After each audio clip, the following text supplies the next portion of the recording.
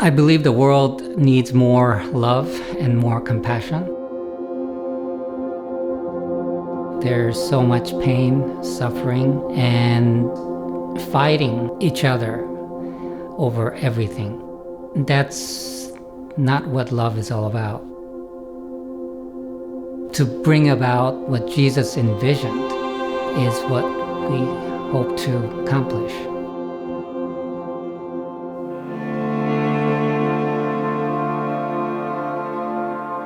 I would say that my overall personal life goal is to live a life that is consistent with what I claim as a follower of Christ.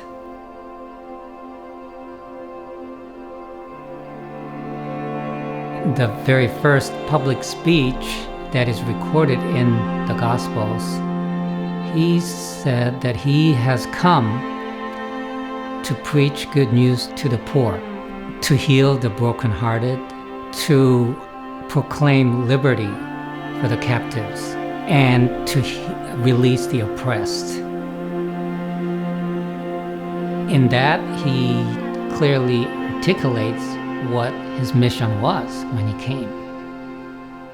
We often think that, well, he came to die for us, but I think he actually came to show us how to live. When we were thinking about forming a nonprofit organization, we had to ask ourselves, well, there are literally thousands of nonprofit organizations out there already doing the good work. So why not just join one of them and not worry about forming yet another one?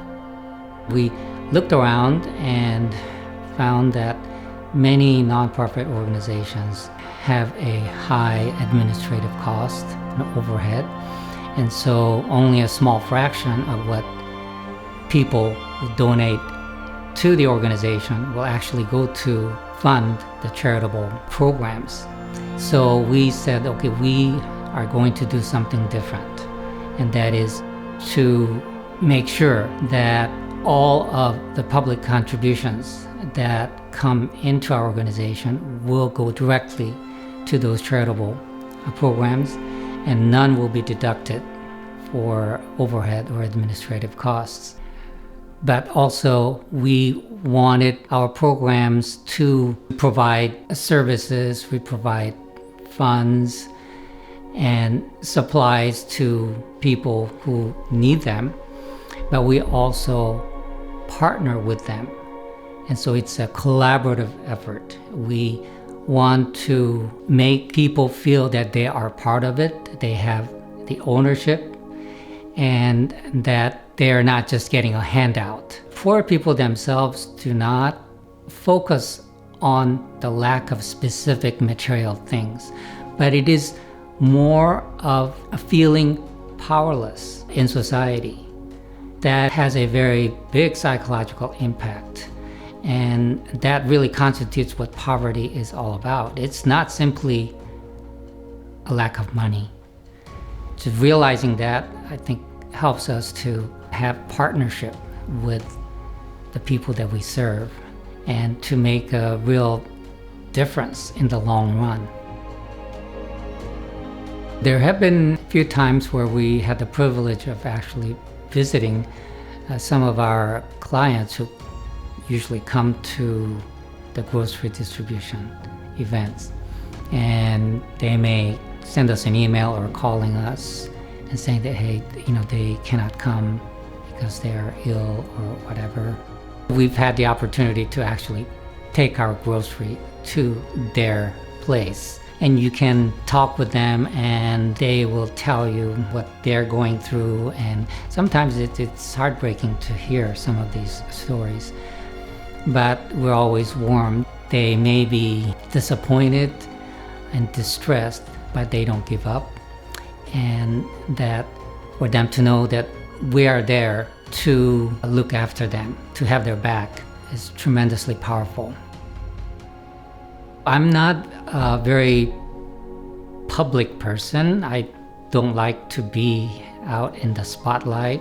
Sometimes I do feel that what I've what we've created in our organization is actually much bigger than what I had originally anticipated. That is okay, because that means that we're growing and that we're moving forward to complete what we set out to do.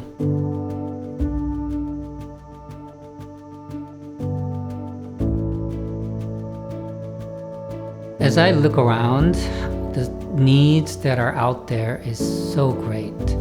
And you don't even have to look very far. You can look around in your own neighborhood, in your own church, in your community, workplace, school, or whatever.